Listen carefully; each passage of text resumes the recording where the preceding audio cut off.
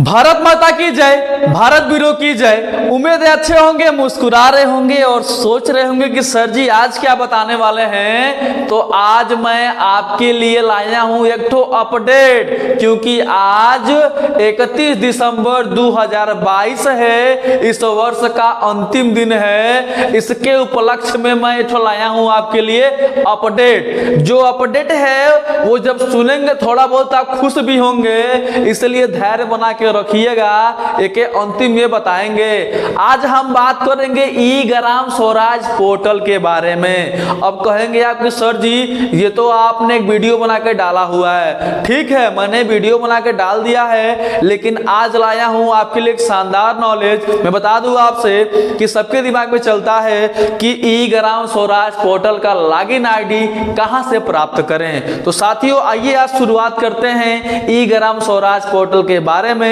और ये भी जानेंगे कि इसका लॉगिन आईडी कैसे मिलेगा। तो देखिए ध्यान से, e-gramswaraj.gov.in वेबसाइट है। गूगल खोल के डालेंगे तो वेबसाइट खुल जाएगा। जैसे खोलेंगे, खोलने के बाद आपको एक होम पेज दिखाई देगा, उसमें जाएंगे तो आपको लॉगिन करना पड़ता है। ठीक है साथियों, तो जब आप लॉगिन करेंगे ना तो आपको यूजर आईडी पासवर्ड मांगेगा। तो ये आपको कहां से मिलेगा, यानी कि आपके ग्राम पंचायत का यूजर आईडी पासवर्ड कितना है ई ग्राम स्वराज के लिए। अगर नहीं पता है तो आप कैसे प्राप्त करेंगे, क्योंकि मैं बता दूं आपसे, मेरी बात सुनिएगा ध्यान से। 2022 की बात है, 20 मई की बात है। अपर मुख्य सचिव सर ने डायरेक्टर सर को पत्र भेजा था कि ग्राम पंचायत में स्थित सचिवालय में स्थित कंप्यूटर के माध्यम से पंचायत सहायक ही जीपीडीपी अपलोड करेंगे और पेमेंट लगाएंगे।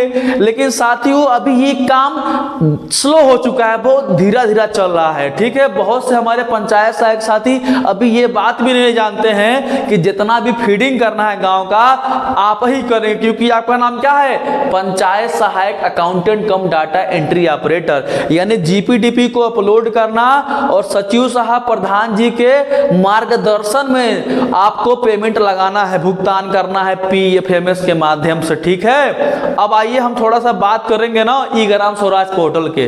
तो जो ई ग्राम स्वराज पोर्टल है इसके मुख्यतः 4 भाग हैं। पहला है प्रोफाइल ऑफ विलेज, दूसरा है वर्क प्लान प्लानिंग, तीसरा इंप्लीमेंटेशन, चौथा है अकाउंटिंग। है मैंने होता है ग्राम पंचायत का प्रोफाइल, हाई हो गया कार्य योजना नियोजन, हाई क्रियान्वयन, हाई अकाउंटिंग हो गया। जब कोनो कार्य गांव में होता है तो उसका प्रत्येक चरण का, उस कार्य का प्रत्येक चरण का जियो टैगिंग होता है। तो जियो टैगिंग के बाद पैसा लगता है, अकाउंट में आता है, चाहे एजेंसी में जाए चाहे किसी लाभार्थी के खाते में जाए। ठीक है, तो साथियों जो अकाउंटिंग होता है ई ग्राम स्वराज पोर्टल से होता है, लेकिन ए पर अकाउंटिंग करने के लिए जरूरी है आपको लॉगिन आईडी ना। तो आज का ही प्रश्न है कि लॉगिन आईडी कहां से प्राप्त करेंगे, इसका मैं प्रूफ भी दूंगा। साथियों आइए अब बात करेंगे लॉगिन आईडी पे।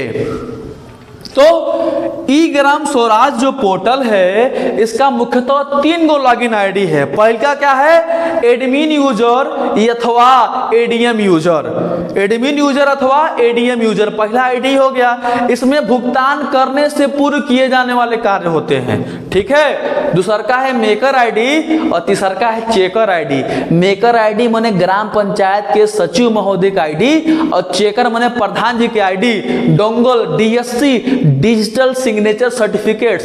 ठीक है साथियों, तो अब आपके दिमाग में चलेगा कि हमको तो अपने ग्राम पंचायत का ई ग्राम स्वराज पोर्टल का आज तक लॉगिन आईडी नहीं पता है, हम कैसे प्राप्त करेंगे, ये प्रश्न है। तो अगर आप चाहते हैं इसको प्राप्त करना तो आपको कुछ कार्य करना पड़ेगा। तो साथियों ई ग्राम स्वराज पोर्टल का आपको अगर लॉगिन आईडी लेना है तो आपको एक ठो आवेदन लिखना पड़ेगा अपने डीपीआरओ सर को, और उसको लिख के आप जब दे देंगे तो आपको आसानी पूर्वक को प्राप्त हो जाएगा। मैं बता दूं आपसे कि अभी कुछ ही दिनों पहले बहुत से ब्लॉक के पंचायत सहायक भाइयों ने अपने अपने डीपीआरओ सर को ज्ञापन दिया है कि सर 20 मई 2022 में जो शासनादेश आया था अपर मुख्य सचिव सर का कि सारा जो पेमेंट है पंचायत सहायक लगाएंगे लेकिन उसका क्रियान्वयन अभी बहुत ही कम हो पा रहा है। इसके लिए बहुत जगह लोग ज्ञापन दे रहे हैं, ठीक है। तो साथियों, आपका भी वक्त समय आ गया है कि आप अपने कार्यों पर ध्यान दीजिए, और कुछ भी आपको आईडी प्राप्त करना हो तो आप अपने डीपीआरओ सर के ऑफिस पे जाके संपर्क करके एप्लीकेशन आवेदन लिख के वहां से आसानी पूर्वक प्राप्त कर सकते हैं। तो साथियों, आइए आज का जो धैर्य का जो फल था उसका नाम था पंचायत सहायक अपडेट। अब हम इसके बारे में बात करेंगे। ये बात सुन के थोड़ा बहुत आपको खुशी भी मिलेगी। मैं बता दूं आपको कि 31 दिसंबर 2022 का अपडेट है, और आप जाके इस वेबसाइट पे चेक भी कर सकते हैं कि साथियों अभी तक जो है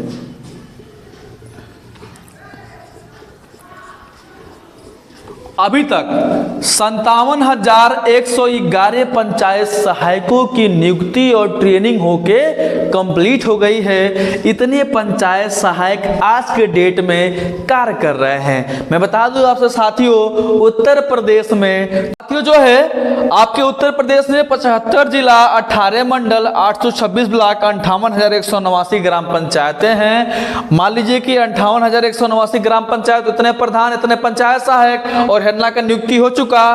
तो साथियों आइए इसको हम लोग घटाएंगे, 58,189 में से हम घटाएंगे 57,111। यहाँ पे 8 बचेगा, यहाँ पे 7 बचेगा, यहाँ पे 0 बचेगा, यहाँ पे 1 बचेगा और यहाँ पे 0 बचेगा। तो साथियों बता दूं आपसे कि 1078 पंचायत सहायक की नियुक्ति करना बाकी है, और वो भी बहुत जल्द नियुक्ति हो जाएगा।